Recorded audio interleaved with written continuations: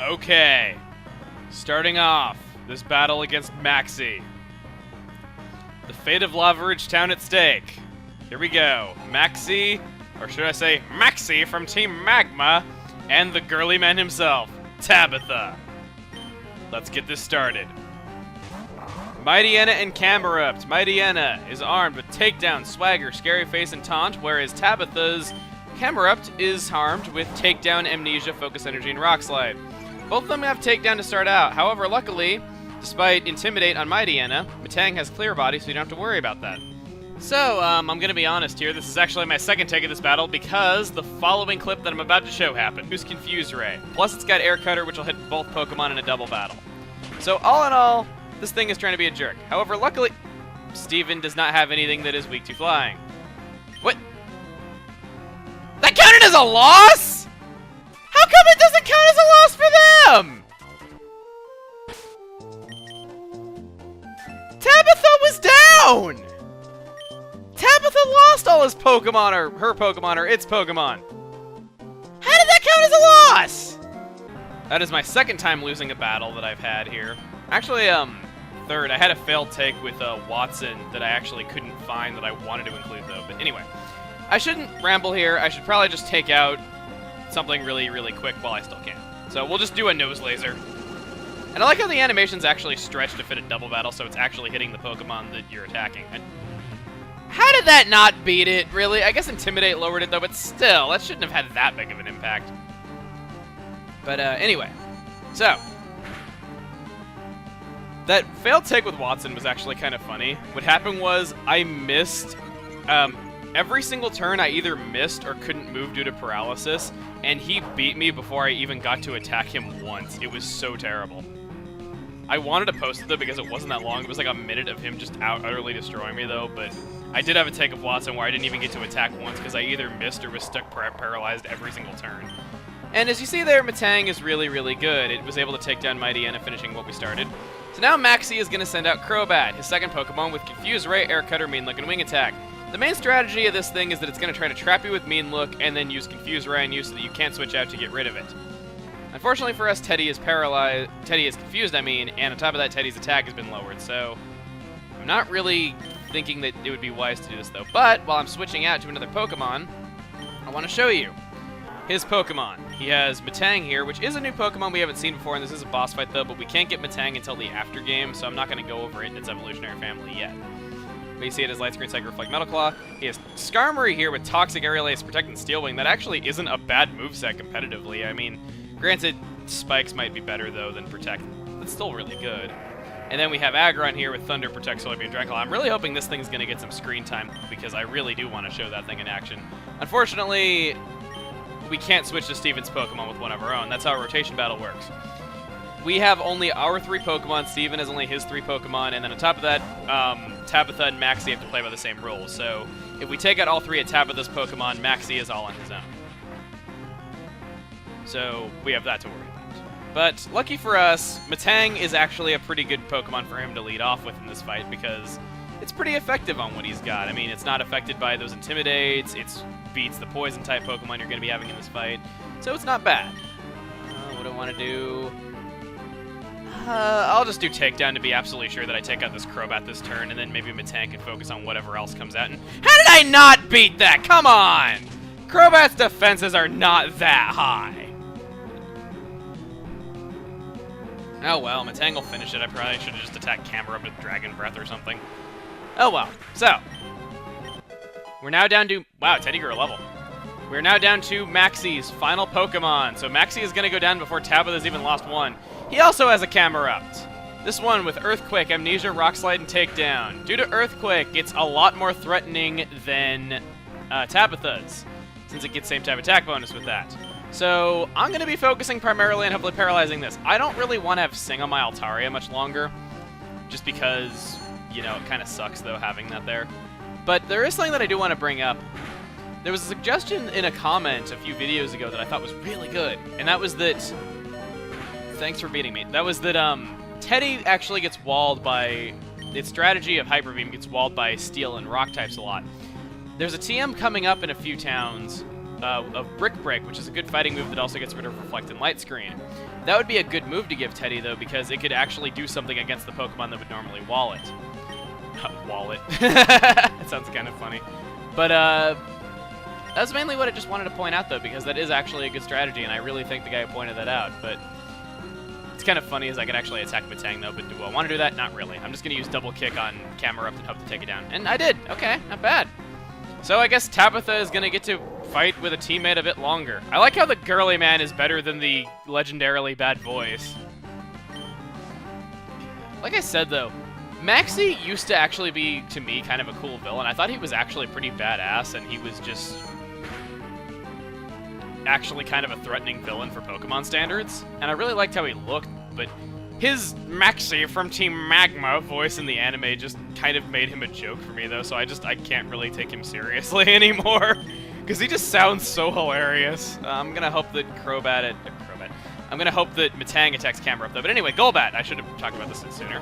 Golbat has Air Cutter, Confuse Ray, Bite, and Wing Attack. Not as threatening as Maxie's Crobat by any stretch, but hey, it's the best Tabitha could do. In case you haven't noticed by now, Tabitha's entire team is Maxie's team, only weaker. He has an unevolved Golbat with not quite as good moves. He has a Camera Up that doesn't have Earthquake, and then he has a Mighty Enna that's a lower level. So they pretty much have the same team, just Tabitha's is a bit weaker. So down goes Camera Up, so Tabitha is all on his own. I'm hoping that I get to attack. Yes, I do! Blaze Kick! And that does it. Anything else that you guys got? You do. Last Pokemon is another Mighty Enna, which I spoiled its existence. Scary Face, Swagger, Roar, and Takedown. Like I said, not as good as Mighty Enna. Mighty Enna is not as good as Mighty Enna's Maxie. No, Mighty Enna is not as good as Maxie's Mighty Enna. Apparently Mighty Enna owns Maxie. I'd like to own Maxie so I could make him talk whenever I want. No, we need those ancient Pokemon! We've been analyzing those orbs for a long time and found that only weak one had them. I love that. You just sound so funny. So, let's just double kick again. I think we're going to finish it off this turn. This fight's not that bad, though. I feel kind of ashamed that I lost to them, but it's mainly because I picked Pokemon that were weak to theirs because I wanted them to get the experience and I thought I could take them. So, gotta stop saying so, but all I just want to expand the landmass! I'm with our leader! I had to, he has a girl's name. We failed to make the volcano erupt. We failed to control Groudon after we had awoken it. It is our goal to expand the land misguided? Dot dot dot dot dot dot dot dot dot dot dot dot dot dot dot dot. If we, Team Magma, are wrong, then might Team Aqua's goal to expand the sea also be equally misguided? Huddle. Done. Alright, we give up on the fuel. There appear to be more important matters I must examine. Alright, we did it. And he has something to give us. And here... Yes, I don't live in Rustboro City, I live right here on this island, though. So luckily, we don't have to go all the way back to Rustboro City. So instead, we just want to go see Steven at his house here in Moss Deep, because he has something for us. If this is Ruby and Sapphire, you would get it right away after the gym, though, because they don't try to take over the Moss Deep Space Center in Ruby and Sapphire. Well, actually, I think... Do they? God, I can't remember, actually. Jeez. I should be ashamed of myself. I'm supposed to know everything about Pokemon. I don't know what's wrong with me. And hey, what's up? Emil, as you can see, there's not much here, but this is my home. I thank you for all you've done. As a token of my appreciation, it is dive. So, we are now going to take a dive. Well, not really, but what is really important here is that in dark patches of water, we can use dive and go underwater. This is a feature that was introduced in this game and had not been seen again until Black and White. And in this game, this remains still the only game where you can go underwater and actually find wild Pokemon. Which, that's actually something kind of interesting, is that a lot of people think that they're going to end up remaking Ruby and Sapphire for that reason. You know what? I am going to bring the original Tent back from the dead. Yeah, I'm going to do this. I'm going to leave Pandora in the PC because it has the highest level. I'm going to use the original Tent as an HM slave for dive. some usage. Dive is basically a water type equivalent of dig. It's not a good move, and I don't want to teach it to Kappa or Cool Tent. But we're going to bring back the original Cool Tent just for this, though, because we want to go use Dive in a few areas, because it is really, really, really important as a Lombre trainer that we do this. Okay? So we want to head back out here. Use a Repel. So, right here is a diving patch. Right here we can use, the sea is deep and we can use Dive. There's a lot of different areas where you can use Dive in this game. As you see, there's darker seafloor right there, and that usually indicates that a treasure is hidden there. If you press B, you can go ahead and come back up into the water, and this is actually kind of helpful. It's basically just a treasure hunting mechanic. You recall that treasure hunter who lived in that house said that he was looking for some treasures. If we find any kind of treasure, not something like this though, but he's looking specifically for shards, we'll want to take them to him. Big Pearl there, that is an item that we can use for selling. Alright, I'm just trying to go at all the patches. I don't believe this patch down here has anything. But over there is some kelp. If you go into kelp, that's the underwater equivalent of tall grass. So there are wild Pokemon to be found underwater, but I'm not going to be going after them quite yet. So I'm not going to be going over their bios just yet. Mainly doing all this because there's a lot of items here. There are a lot of good items you can get here. When I say a lot, I mean a lot. Yeah, that's right. When I used a word, I meant its definition. May? I was just in Pacific Log a little while ago. I saw a giant green Pokemon flying high in the sky. I've never seen anything like it. I wonder what it was. Maybe it's a major discovery? Click. Well, May's given us an interesting tip. Sounds like we want to go to the south and go to Pacific Log pretty quick. But before we do that, we have quite a few things to do. Namely, now that we have Dive, remember that abandoned ship that I said had a lot of really good items there, and there was also going to be a side quest there? Well, now that we have Dive, we can actually do that. Not going to be going there quite yet because we're already about 12 minutes into this video, and that's going to take us a while. Might even take a whole video. But just so you know, we can go there. I mainly just want to knock out things that are around Moss Deep really quick. And back underwater, you might notice that this route is connecting. Whenever you see a connecting area like this, that means that you can go up and above, and you're going to be able to, well, up and above, and you're going to be able to go into these areas that you couldn't get into otherwise on this route, and typically there's going to be a good item here. Right here we have a yellow shirt. My items are full! I'm just going to ride my bike around for a bit and blow off some steam. I'll be right back. Alright, finally we got a yellow shard. Now, something random that I remember that I wanted to bring up is the Mystic Water. Because I put the Sea Incense into the PC, I wanted to explain the Mystic Water real quick. I had a lot of people conflict with me saying that the Mystic Water is inferior to the Sea Incense, other people saying that they're equal. Well, I did my research and I found it exactly how it is. In this game, the Mystic Water and Sea Incense are equal in how they raise water type moves. However, in Diamond and Pearl, it got nerfed. In Diamond and Pearl, the Mystic Water only increases by 10%, while the Sea Incense is by 20%. So the Sea Incense is better in Diamond and Pearl and onward.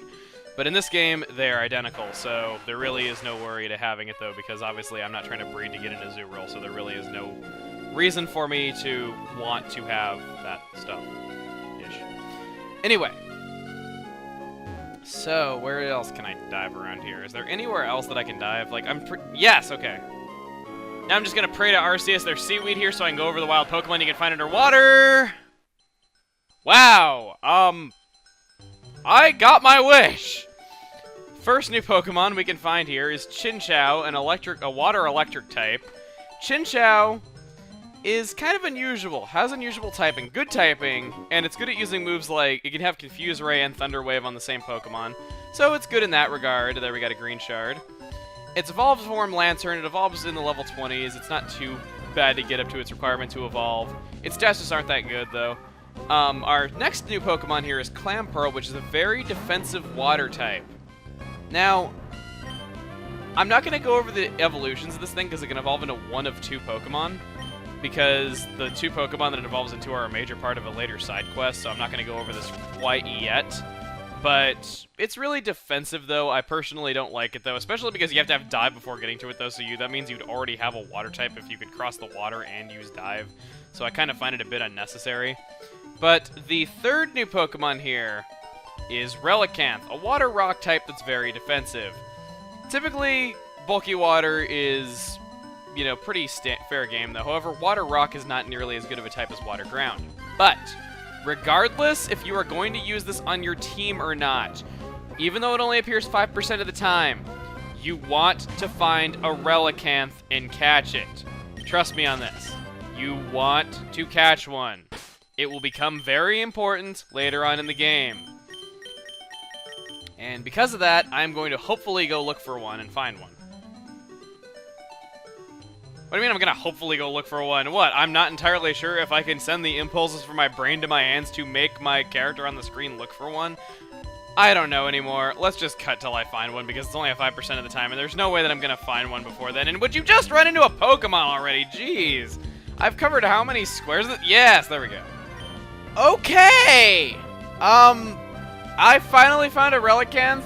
This recording is up to 1 hour and 4 minutes, though, so I had horrible luck with finding this thing. And I almost ran from it. You saw my cursor was on a run. That was because I was just so used to not finding one and I wasn't looking at the screen at the time.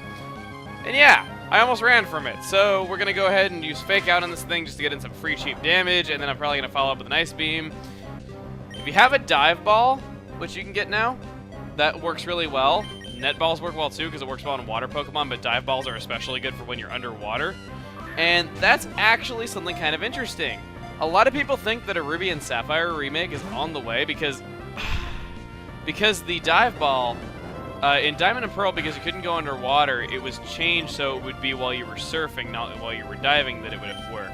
But in Black and White, they changed it so that now, once again, it works while diving. And you might be thinking, well, it's because dive's in Black and White. No, actually.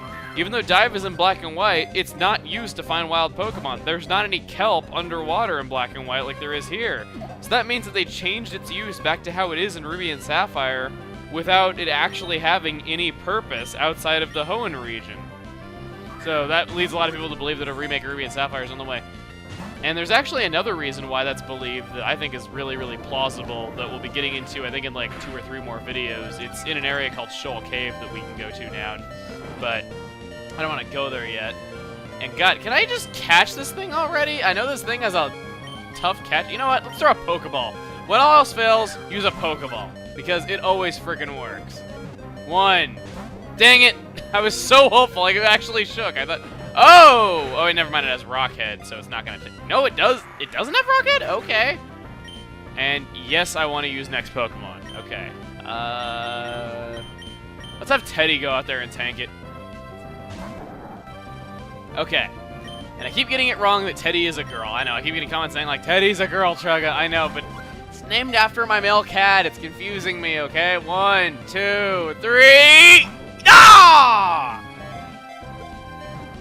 1, 2, 3... Wow! Unoriginal. I caught it in an Ultra Ball. Dive Ball would have been good, though, but I didn't have one. I kind of forgot to pick one up, though. But anyway... Relicanth, the longevity Pokemon, a Pokemon that was once believed to have been extinct. The species has not changed its form in over 100 million years. It walks in the seafloor using its pectoral fins. This is based on the coelacanth fish in real life. The coelacanth was thought to be extinct, but a live one was actually found near Australia about 100 years ago. And a lot of people were really puzzled, though, because they thought that it was extinct.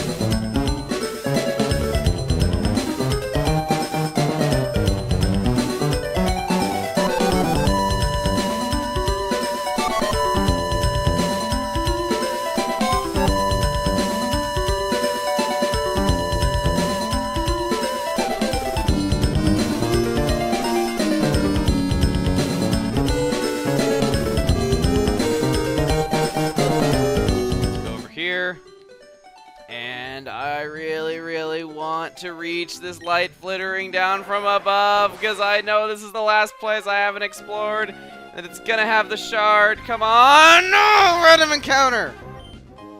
Blue shard! Yes! Alright.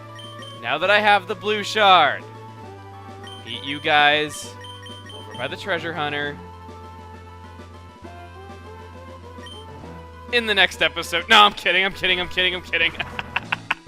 Okay, I had to get that out of you guys. Come on. Alright, here at the treasure hunter's house. Let's do this! See any shards? Hey, that's shards. What I'm looking for those. You gotta trade me that. I'll give you something good. What are you gonna trade? We'll give him a blue shard. I'll trade your blue shard for a water stone then? Yes! And we got a water stone. Alright. So, here we go. Use it wisely. So let's use that on Kappa.